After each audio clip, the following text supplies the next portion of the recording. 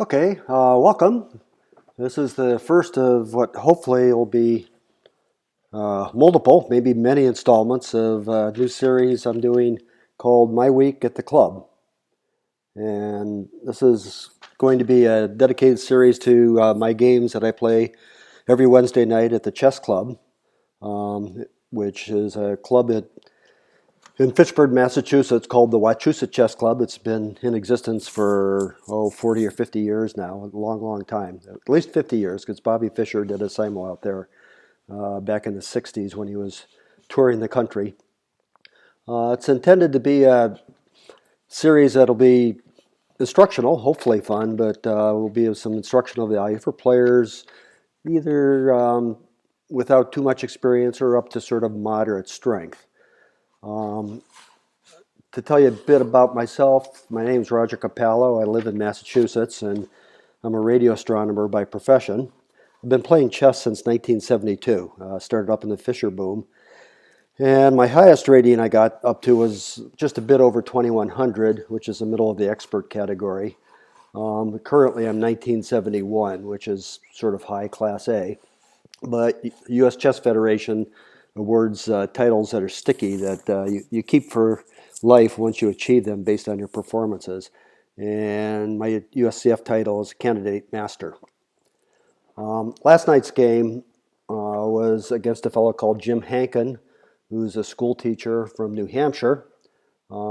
He's rated 1664, so I had him by about 307 points.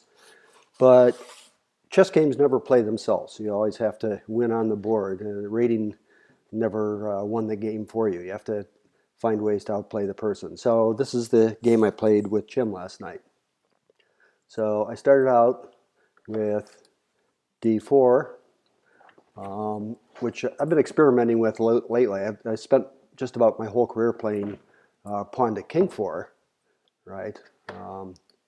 Like so, and are very used to those openings. But I decided it was time to expand my horizons here a couple of years ago. So instead, I've been playing the so-called D-pawn openings. They tend to be a bit quieter. There's not as much direct confrontation in D-pawn openings. There's more positional play where you set up a position on the board and maneuver, create strengths, and hopefully avoid weaknesses, and eventually go on to set up a position that you can actually win from. Now, Jim actually responded with d6, which is the Pirc defense, and it invites me to transpose with different move order, d4 then e4, into basically what's a e-pawn opening. So I've faced the Pirc many times in my life, but it's always in the past been through this e4 move order, and then black would respond d6 like Jim did, and then d4, and we have the same position that we got from the d-pawn opening.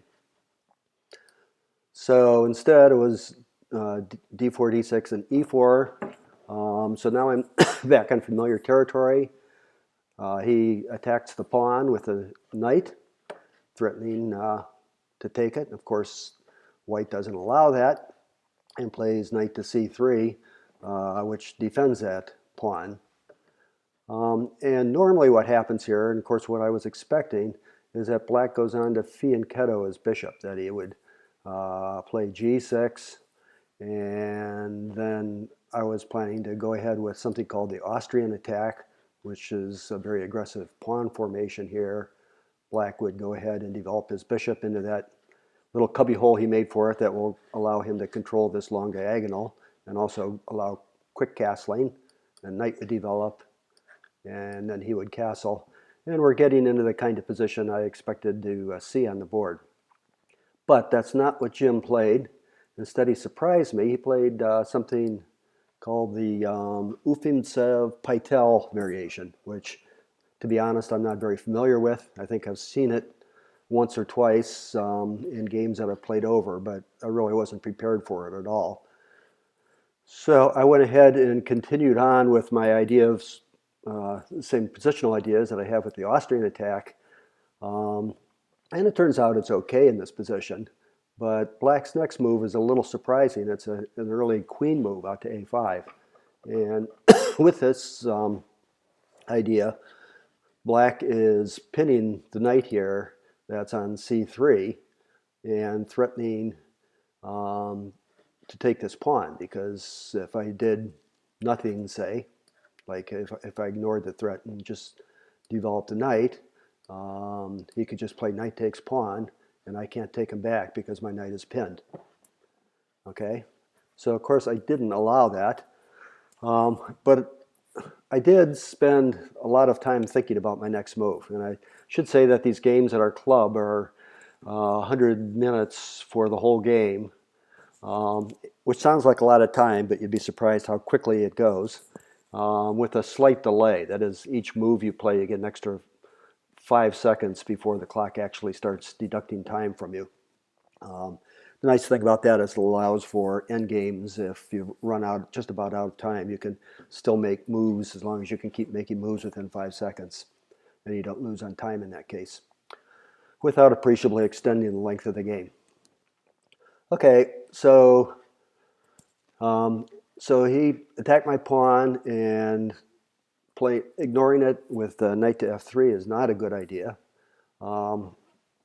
So I looked at it for quite a while, and the variation that I wanted to try to make work, because I didn't know, what the book opening here was I wanted to play bishop to d2, threatening a discovered attack on the queen. If this knight moves, then the queen behind it would be attacked by the bishop. That was the idea. And the variation I was looking at was that he would then move his queen here to b6 and set up a double attack. He's attacking this pawn that's on b2, which is not defended. He's also attacking the pawn on d4, which is now also not defended due to my bishop blocking the defense of my queen on the pawn. So before my last move, both of those pawns are defended, but the bishop very neatly undefends both my b pawn and my d pawn. There's no easy way to defend them both at the same time. The variation I was looking at was now to play knight to f3 and defending the d pawn and saying, okay, well, be my guest, go ahead and take the b pawn, because I really wouldn't have minded this variation at all. If he got greedy and gobbled up my b pawn, I would then play rook to b1, attacking his queen. Note that, of course, my knight is defended by my bishop now, and he can't go anywhere along the file safely, so he would have to go to this square, to a3.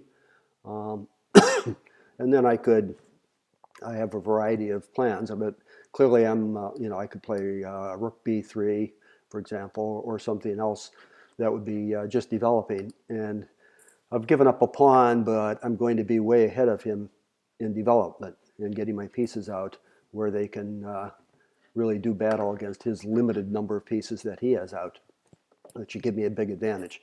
So I wasn't afraid of that variation.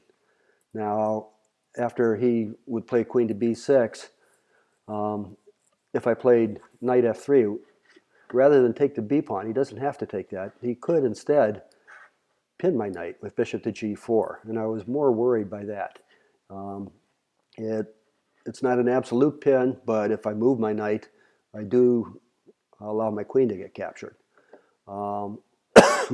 So what I was looking at in this case, after this move, was in my head was knight to a4, which attacks the queen and defends this pawn at b2 both at the same time. And this pawn at d4 is defended by this knight, which is pinned, but he probably really wouldn't want to take it at that point. But what he could do would be to play bishop takes knight. And then I was looking at knight takes queen, bishop takes queen, and then I have knight takes rook. And so now the material momentarily is even. We both have 3 minor pieces, bishop, bishop, and knight, and he has 3 minor pieces, 2 knights and a bishop. I'm not down a pawn, actually. The pawns are all even, but it's black's move, and what black could do is to take the pawn, allowing the bishop to escape, basically, to get out of my territory. threatening to take this e-pawn, for example. It's attacked twice now. And my knight, meanwhile, is in a dangerous spot because it can't use this square because the black pawn is attacking it. If I come out through this square check, the king could just come here attacking the knight, and now the knight, wherever it goes, is lost. So I would end up being actually piece behind in that variation. So I didn't like that. I looked at it over and over again, and I couldn't make it work. And so I did look at some slight variations. So after, not in that variation, but in the bishop to d2, in this variation where he instead pins my knight with the bishop, I looked at knight to a4, bishop takes, and now the other possibility is to take here with a pawn. I wouldn't want to take with the queen at this point because then his queen can kind of run roughshod over my queen side. So if I had taken here with my queen, then I was worried that queen takes pawn would be bad. But looking at the engine evaluation, that doesn't seem to be too bad for black because I could just retreat my knight, and I have a very solid position with a lot of pieces developed, and his queen is sort of stuck out here in the middle of my developed pieces. So that actually wouldn't have been too bad for me.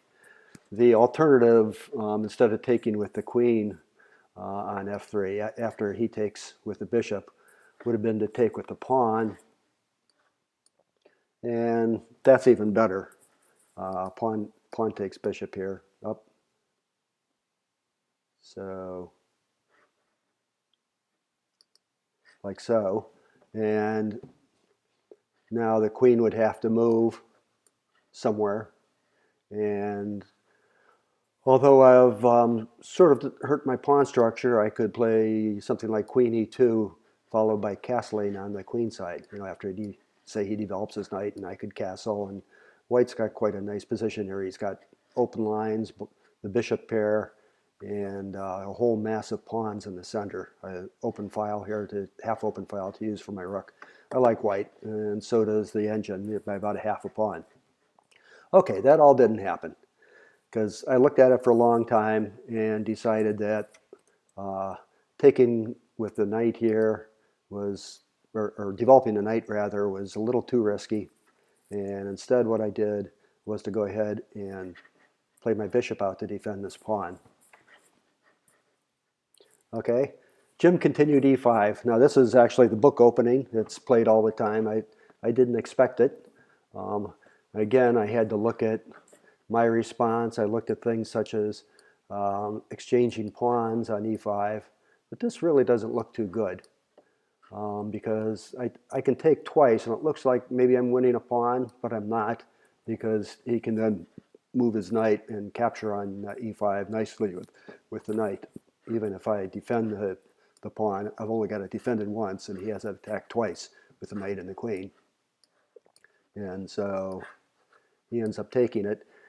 And you might wonder, why is this position different than the one a little while ago? Well, after a pair of pieces are traded off and some pawns, now his queen has a lot more directions that it can move in, and it's not nearly so much in danger of being hassled and even getting trapped. It has considerable freedom of movement. And this position is roughly equal. In fact, the engine thinks it's slightly in black's favor. To me, I would have figured it was more or less an even game at this point. So rather than taking the pawn, after e5, I instead developed the knight to f3. Now this is actually a pawn sacrifice because even though I'm defending this pawn right now, the bishop can come out here and pin my knight, which it did. And my plan was not to try to save the pawn, although maybe that should have been my plan, but I really didn't like the looks of this. Oftentimes these two bishops in the center, even though they look like they control a lot of squares, end up getting in the way of your major pieces. After white castles and the queen and the two rooks are coming to the center to control these important files in the center, these two bishops just get in the way. Also, they're subject to attack by the knights or pawns, even in this case. So I didn't like the looks of that, even though Stockfish is a big proponent of the move. And instead, I played castle instead of playing bishop to e3. And this is the pawn sacrifice I had in mind. And Jim goes ahead and takes the pawn. So he plays pawn takes pawn. Now, my knight is no longer pinned with the castling move, so I don't have to, I'm not losing this knight, which previously was pinned to my king. I can move it and, in fact, threaten to take the pawn back. But the thing is, he can just defend the pawn. Now, I was looking at lines in my head involving c5, which is really ugly for black because what happens with this, first of all, the pawns on the dark squares here are going to make it difficult for this bishop to play a very active role for a while in the game. Second, I was going to continue with c3 and threatening, now I've got a lot of attacks on this pawn, threatening to take back that pawn, and if he just went ahead and traded it off before he loses it, and I take here with my knight, true, I'm down a pawn, but black has this gaping hole on d5, on this square right, oops, sorry, on this square right here, and I have it more than adequately protected, and especially after this bishop moves, maybe it'll come back to c2 or something, and my queen and knight and pawn will all control the square, and this backward pawn on d6 will be hard for him to really to ever move up, and it will be a permanent weakness for him that I can develop around. So I was happy to give a pawn for this sort of positional advantage, and Stockfish agrees with me. It's about 3/10 of a pawn advantage for white. Of course, Jim did not do that.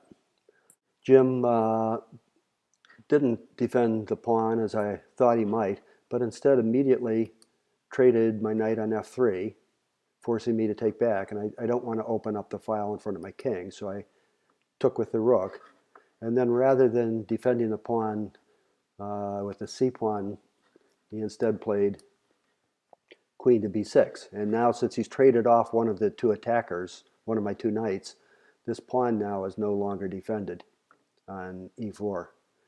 Note that if instead of trading the knight off, if he went here immediately,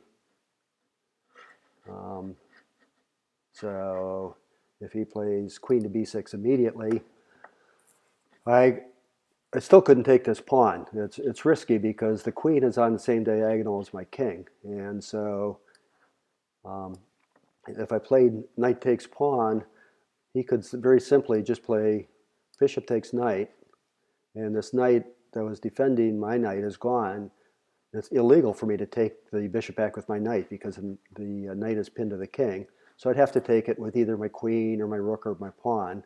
None of them help. Say I took it with my queen, and then he could take the knight, and he would actually be a piece ahead. He has 3 minor pieces. I have only 2 now. Okay, so instead of that, Jim did a better plan, which was to go ahead and trade one of my knights off first. And I took back with the rook because I didn't want to damage the pawn structure in front of my king. And then he plays queen to b6. And now this pawn is defended. I only have one attacker.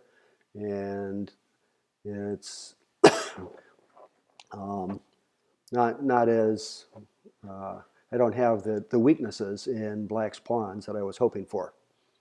What I did play in this point is I took time out to play king to h1 just to get off the diagonal because it would be too risky to do something such as moving this pawn forward and letting him take pawn takes pawn check.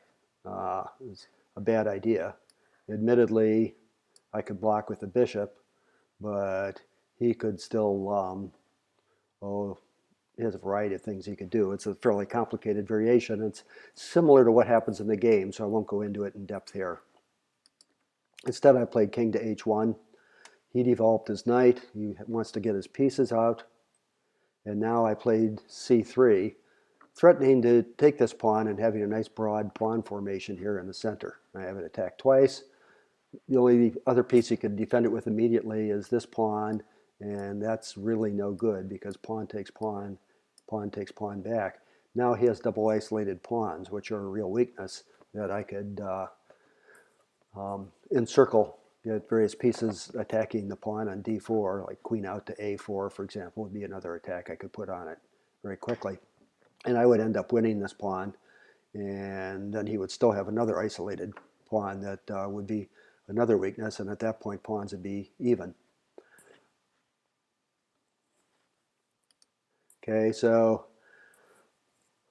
instead of taking the, go back here a second, instead of allowing that, getting into that variation by playing his c-pawn forward, instead he traded that pawn off on c3, but I have a Zwischenzug now, an in-between move.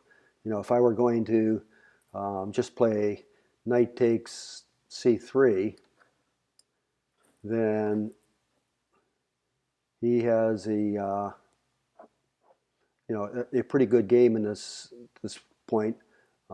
He could play knight to g4, for example, threatening to a check here with my, which would be a fork of my king and queen. Rook's defending it, but he has a knight and the queen both attacking the square. So knight f2 is threatened. I'd have to come here to defend it, and that's a pretty even game. Black has nice play here.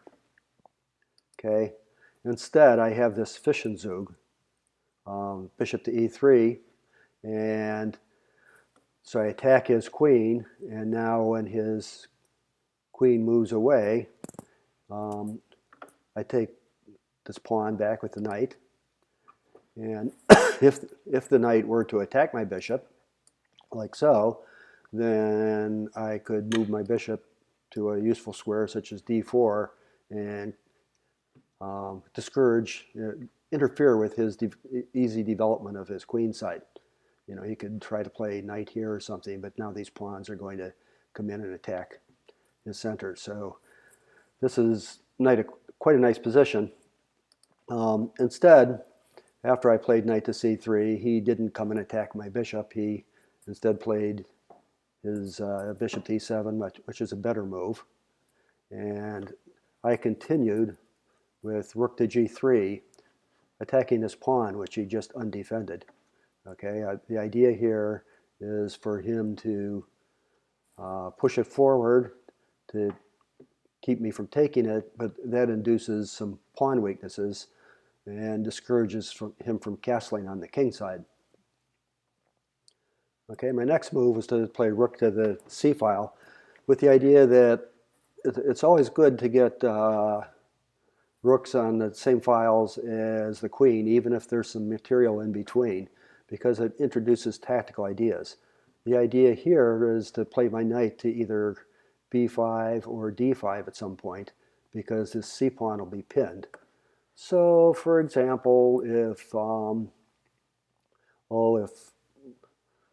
black were to play, what would be a move he might play? He might castle. I could play, I couldn't play that. Knight to d5 would be a bad idea. Well, actually, it's not that bad of an idea. It's not great, though, but if after castling and knight to d5, if he took my knight, I can take back with the pawn, and I haven't lost a piece because this pawn now is pinned to the queen.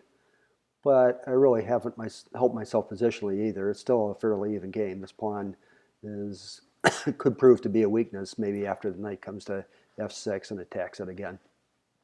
And I'm not putting that much pressure on his pawn. Oops, he wouldn't do that. But he could,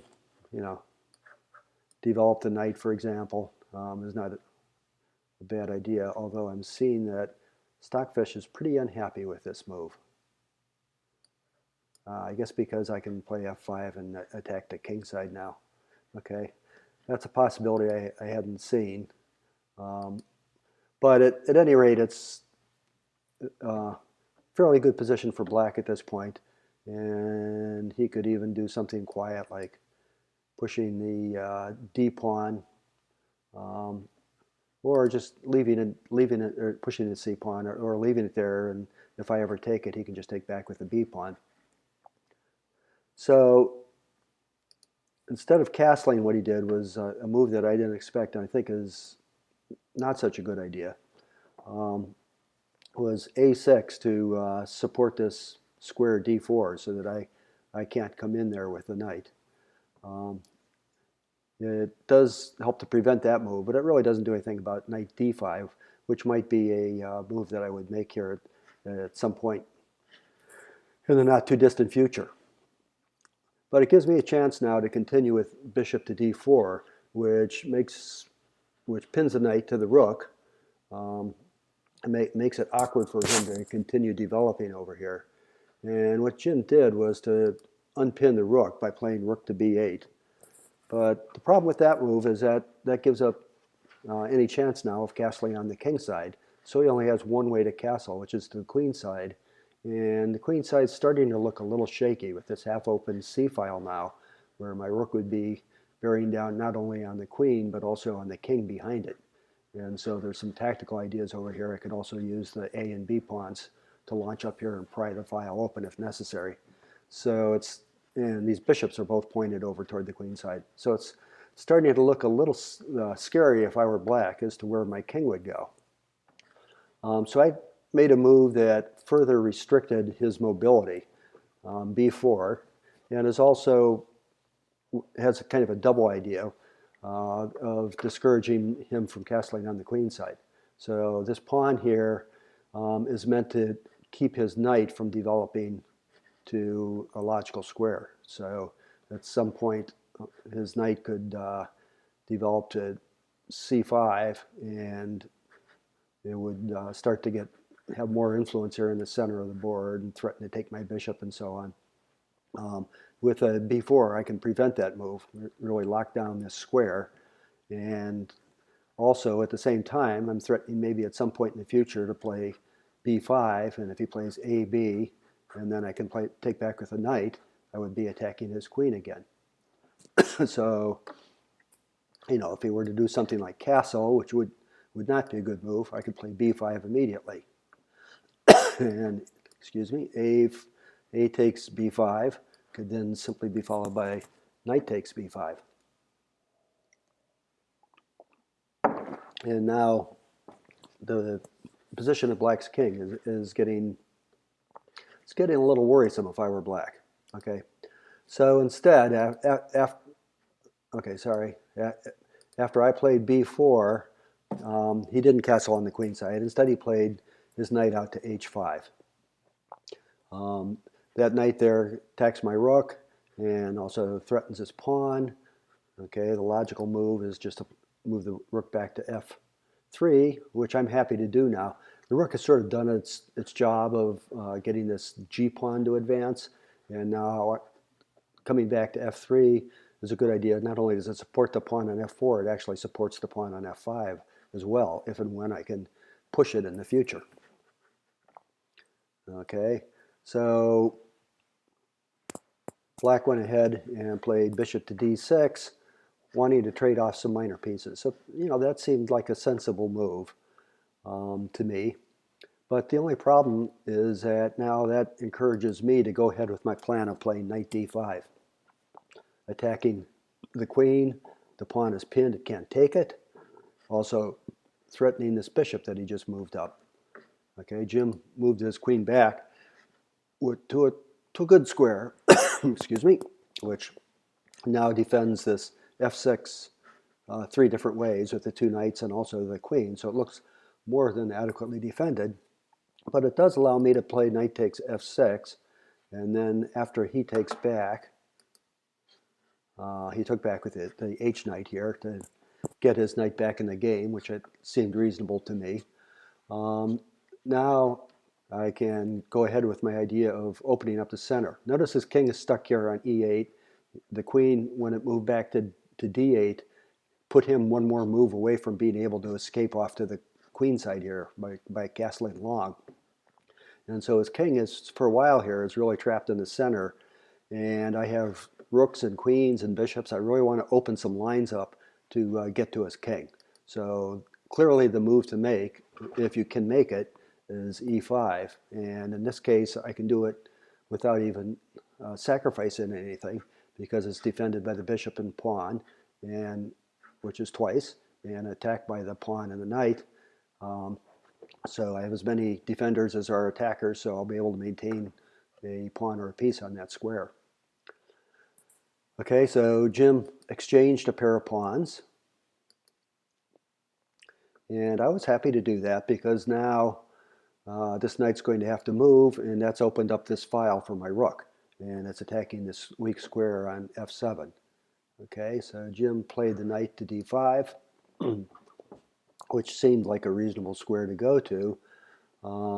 And a good thing about it from his point of view is it does block the bishop here on c4. I would like to play the bishop to c4 and get another attack on this pawn, but this knight is actually blocking that. So I couldn't do that.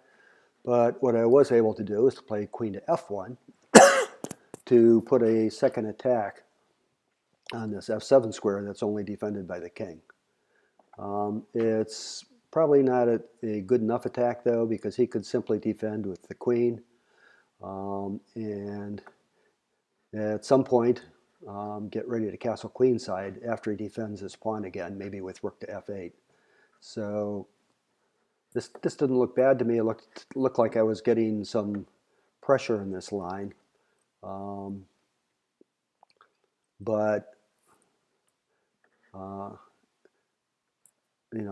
thought it looked good, but the engine is actually in favor of immediately playing bishop to c4 in this case, and putting some longer term pressure. Notice that I'm threatening to take the knight, so I don't know if black, well, he doesn't want to give up castling privileges, but let's say he moved his rook to further defend the f7 square, which is not too unreasonable.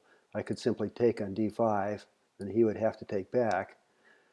And now he's got this isolated pawn that is a target for attack, and also the rook file, or the c file rather, is opened up that my rook is on, and so he's not going to be able to castle queenside either. So his king is really stuck in the center. This looks very dismal for black. This is really a lost position. So that didn't happen. Instead, I played queen to f1, attacked this pawn twice, and Jim was able to defend with the queen. I played my bishop to c4, threatening to go ahead and take this pawn and open up the c file, which looks dangerous for him. If he moves the knight, of course, all hell will break loose on f7, so he wouldn't want to do that. And finally, it prevents him from castling, because if he castles, this pawn here on c6 will be pinned by my rook to this king. Well, he didn't see that, and he went ahead and castled. Or maybe he saw it and then didn't evaluate the resulting position correctly, because he did castle, and I went ahead and took the knight. And again, he can't recapture because the pawn is pinned. But he immediately, without any thought really, any time for thinking, took my pawn on b4. And it's true, this is attacking a pinned piece, a undefended piece here on d4. My bishop's undefended. And whenever you leave undefended pieces in your position, you have to be aware that they're there, and always look for combinations that might take advantage of them. But I had looked at this before I made the original bishop move, and looked at this line and decided that if he went ahead and attacked that bishop, that I could simply retreat it and attack his queen back again, which would then give me time to move my bishop to safety. Okay, and that's what happened. I played bishop to c3. The queen has to go somewhere. He retreated it back to b7. It's probably about as good as anywhere else. But now black is hopelessly lost, because the f7 point is terribly weak, and now with these open lines, there's a winning attack for white. Okay, the rook is under attack. He moved it to excuse me, to f8, just getting over a cold, which is the reason for all the coughing and the hoarse voice. So he attacks my bishop at a7. That's fine. I just push the pawn. It does a couple of nice things. It defends the bishop. Of course, the bishop was already defended by the rook and the queen, so it really didn't need defending anyway. It attacks this knight with the pawn, threatening to win another piece, and it also threatens to push the pawn, forking the two rooks. So, it's a pretty deadly move at this point. There's really nothing good for black to do. What Jim did was to just go ahead and take the bishop. Of course, that is very bad because there's a variety of things I can do, but the best is just to go ahead and take the rook, which is what I did do. And now this knight is attacked. If the knight moves somewhere, such as, say, knight c5, which is a reasonable square, I suppose, to go to, then I can just push the pawn forward, attacking the rook. And now when the rook moves, say, to keep the pawn from advancing, I can play rook f8.